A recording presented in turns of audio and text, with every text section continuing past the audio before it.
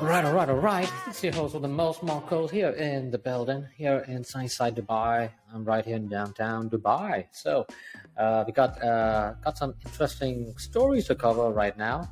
And the reason I bring these stories up is one particular story is from LBRY, LBRY token, which is the token ticker for Odyssey. Odyssey is a decentralized blockchain video platform. Think of it as the blockchain version for YouTube, which you're watching right. You would be watching this thing right now. So I'm hoping to get these videos on Odyssey too. Let me see if the higher ups can fulfill that. So as you know, I like to cut right into the chase. So let me just share this baby. Let me share this bad boy right here, and bam. Oh, never mind. All right, cool. There you go. So, apparently, this is an article from Cointelegraph. I found that this happened 6 hours ago. So, the judge rules LBRY video platforms token is a security in case brought by the United States SEC, the Securities Exchange Commission. The court was unmoved by LBRY's objections that the regulators' claims were unfounded and it was not given the chance to operate in compliance with SEC requirements. This is kind of annoying because if you remember very well, the SEC also has brought similar charges against Ripple. But here, the LBRY credit token, LBC, was sold as a security under the 1933 Securities Act. Now, just for the record, I've been following LBRY for quite some time, or I would say Odyssey. LBRY raised more than $11 million in US dollars, Bitcoin, and services from investors between 2016 and 2021 without filing a registration statement containing the information required for such an offering to the public. LBRY did not hold an initial coin offering, and SEC did not allege fraud in the case. This is the tweet from yesterday from our folks from LBRY. We lost. Sorry, everyone. I don't know if I can expand that. Bam, bam. All right. There you go. Now, let me explain what LBRY is, or I would say Odyssey. LBRY operates the decentralized video sharing platform Odyssey, which offers viewers the opportunity to earn cryptocurrency for watching videos, while creators earn LBC for their work. LBRY denied that LBC was a security and claimed SEC spurned its efforts to settle with it. According to the website for the petition addressed to the SEC defending LBRY, LBRY credit allows individuals to create an identity, tip creators, and publish, purchase, and boost content in a decentralized way. Millions of people have used it this way, and many were using it well before we sold any tokens to anyone. I remember because I use Odyssey. We have acted in extremely good faith, attempted to follow all the rules, and complied with the SEC at every turn. Now, but however, Judge Paul Barbadoro of the District of New Hampshire, a little surprised about New Hampshire. No reasonable tier of fact would reject SEC's contention that LBRY offered LBC as a security, and LBRY does not have triable defense that it lacked fair notice. The ruling means the case will not go to trial. The company stated even if LBRY Inc. is shut down by the SEC as a result of the lawsuit, guess what? The LBRY network will continue to function and grow through the effort of the distributed LBRY community. LBRY founder Jeremy Kauffman, I hope to get this guy on the podcast. I really do.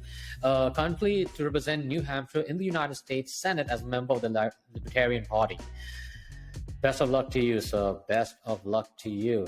Definitely, we need this. I think we need more people like you and everyone else, to raise your voice in a reasonable manner, of course, and bring fact, bring truth to the public, to the light.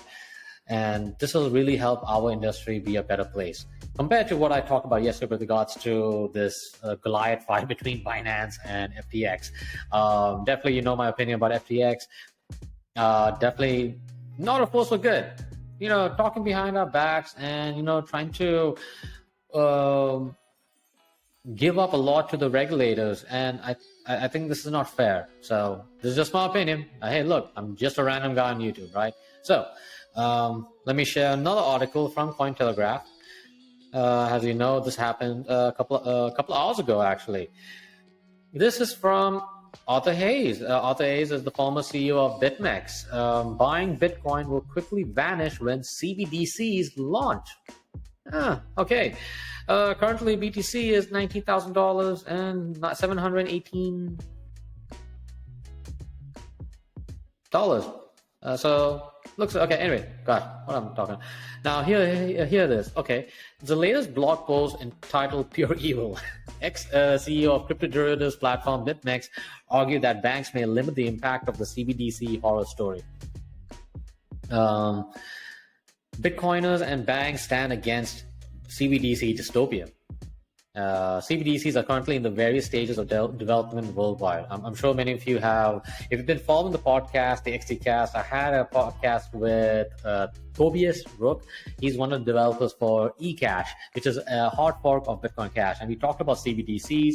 There are a lot of videos by Cyprian and Omri, who used to be the lead developer for Bitcoin Cash. So fans of financial sovereignty, like myself, naturally fear and even despise them, as they imply total government control over everyone's money and purchasing power.